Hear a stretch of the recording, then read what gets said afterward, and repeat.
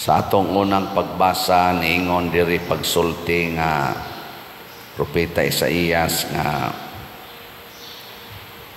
didto pa siya sa tiyan sa iyang inahan, gipili na siya sa Ginoo. Sa pasabot ana nga kitang tanan sa wapata mugawas sa tiyan sa atong inahan, duna nay plano ang Ginoo nato. Lingay mong tupad ina natuman ang planos Ginoo nimo. Kay basin hinoon nga ang plano sa demonyo mo ay natuman, dili ang planos Ginoo. Unya kining maong plano magsugod nig katuman, inighatag nato og ngan sa bata. Kanang paghatag og ngan pa lang sa bata, katubanan na sa planos Ginoo.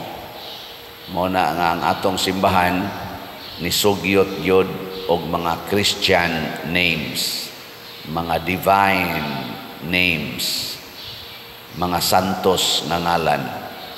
Pero ang nakahitabo karon, ang matuman ang ang plano sa inahan og sa amahan og sa lula og sa lolo. Ang paghatag og ngan bisag unsa na lagi panghingan, depende lang sa ilang mauyunan. Ngilingay mong tupad ina kanang imongan gihatag na sa simbahan o hinatag na sa imong mama o papa.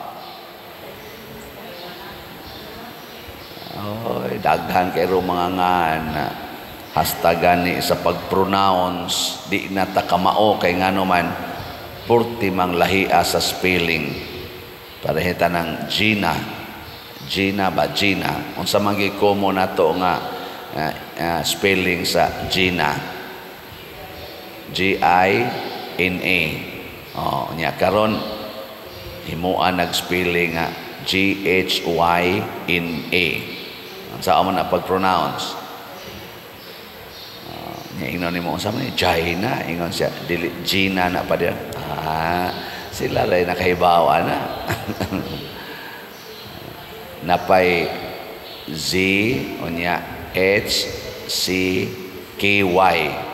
Sa amo na pag-pronounce be.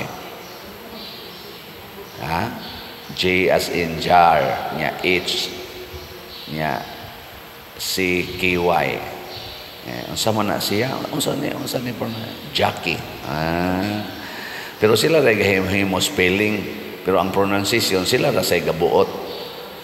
Ingon ana karon. Nga nasa uban mga tapulan himuon na laangan og RC, R og C. Sa may ngana ni RC. Naapay akong kasal nga ngan imay. Ako unsa ni ngan ani mi siya dili pa der imay. Nga buangon kay yung ibagnos ang naong simento no. Kita na lay gabuot-buot angan palangdaan igo na sa purpose sa Ginoo. Ug unsa may purpose sa Ginoo nga ang matag tao nga iyang gihimo dinhi sa kalibutan, sama ni San Juan, sama ni Jesus, sama ni Maria, sama natong tanan, mahimo untang instrumento sa kaluwasan. Kay ang kalibutan gipuy-an sa yawa. Ang mga tao na biktima sa yawa sa sala. Muna ang Ginoo maghimo ganig tao kinahanglan instrumentos kaluwasan. Muna si San Juan ang iyang purpose sa kalibutan mao ang pag-andam sa mga tao sa paghinulsol sa mga sala. Kita sang tanan ato sa nang misyon niya magsugod na sa atungan. Tanawa kung say nahitabo ang ilang kultura sa una kinahanglan kana gyung mga sikat nga ngan nga naa sa ilang mga kaparyentihan or sa ilang lineage, mga sikat nga ngan. Nya kay wa may laing sikat adtong panahon na Si Zacarias man kay pari man to siya sa ilang pamilya. Ang pinakasikat si Zacarias kay pari to siya. Mao to nga nganlan unta nila Zacarias Junior. Naman tay mga uso kay karon, the first, the second, the third, the fourth. Kultura na sa tao. Pero nibalibad si Isabel ang mama, sa dili Juan ang ingan. Sa aritas papa kay ang papa na amang man nisuwat si Zacarias sa bato or suwatanan. Juan ang iyang ngalan. Nya sa dihang nisugot si Zacarias o si Isabel sa ngalan nga gihatag sa Ginoo ngadto nila nga Juan angan sa ilang anak, ang pagkaamang ni Zacarias naayo. Sa ato pa kuyog niining pagtuman sa kabubuton sa Ginoo mausad ang kaayuhan sa atong mga sakit o ang healing sa atong mga problema, healing sa atong kahimtang. Tungod sa atong pagsigig supak-supak sa Ginoo karong panahon na daghan kayong sakit, daghan kayong kasakit, daghan ang problema. Lingay mong tupad ing na pilaron kabok problema nimo. Labi na nga hapit na sad magsugod ang klase, pila kabok imong problema. Abot man kay nganhing problema usahay, piksan kita na daghang kay mga suwat diha. Pader, ting klase na sad, pwede o paggastuhan ko ni akong anak, pader, hapit na raman ni mo graduate, pwede ikay mo gasto ani pader, kay interesado, yung kay mo eskwela. Ako sa una paundangan na, ano ko taong ako yung lisod-lisoron muna, mag-ginhawa na to din yung daginot, ani mga slot na ginagmay para sa atong project. Paggastuo naman noon tana, napayuban mo ingon pader, ang akong anak, nag-inom dito na sukmagan, nakulatahan, na aros ospital, pwede ikay mo bayad. Naku, unsa naman hastang yang anak nga nakulatahan, ako na may pabayaron. Napay maghimog suwat din akong anak pa din, nakuyog sa barkada, gireid, kay nagsuyop yang mga barkada, 2 aros presuhan na apil, pwede imong piyansahan. Naku, ako naman ay papiyansahon. Ngano man tungod kay wa na ta nagtuman sa sugo os Ginoo og sa iyang kabubuton. Muna sa atong tubag sa Salmo, daygon ko ikaw kay gibuhat ako nimo sa paaging katingalahan. Ato gid untang angkonon mga igsoon, katingalahan gyud ang pagbuhat nato. Munang dili gyud pwede ang bata i-abort. Wa gid ang abortion. Dili pwede nga kita mo'y maghuna-huna kamo mga ginikanan mo'y maghuna-huna nga di na ni pwede, wa na ni kapuslanan. Timan ang Ginoo nagbuhat ana in a mysterious way. Every person is a mysterious being. Taas kaayo ang planos Ginoo ug dagko kayo ang planos Ginoo anang maong tao. Dili na pwedeng atong patyon kay ngano man ma-forfeit or maputol ang planos Ginoo. Ato lang Hinuon ang tabangan nga makatuman sa sugo sa Ginoo. Mao bitan ang akong isigig tudlo, ampo alagad antos. Kung tudloan ninyo ang inyong mga anak hastang atong kaugalingon magsige tag ampo, dali kay tang makasabot unsay kabubuton sa Ginoo. Nya magsige tag alagad, kana siguro gina nga maunay basic purpose of life, to serve others. Nya antos matud pa ni Kristo, take up your cross, kay maunay makapapas sa mga sala, maunay makaluwas. Diri sa atong ikaduhang pagbasa, gihisgutan din ni San Pablo nga ang plano sa Ginoo dili dali. Dunay mga stages. Primero, diha sila si Abraham, dayon Isaac, Dayon katus Moses, piniling katawhan, hangtod niabot si David, nga naghimo og dako kayong pagtuman sa sugo sa Ginoo, nga nahimo silang usa ka dako nga gingharian niya. Si Jesus dayon ang naghimo og gingharian nga dili na territorial kung dili universal. Tanan na gyud. Naas kasing-kasing ang gingharian ni Jesus. Siya na ang katumanan. So ana sad na siya.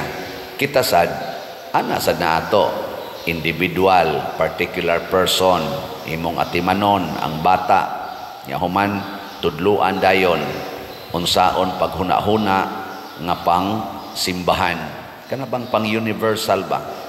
Pang katoliko. Dili ta magsigig paningkamot aning kinabuhi nga para ra gid ato. Kita ra gyud. Dili.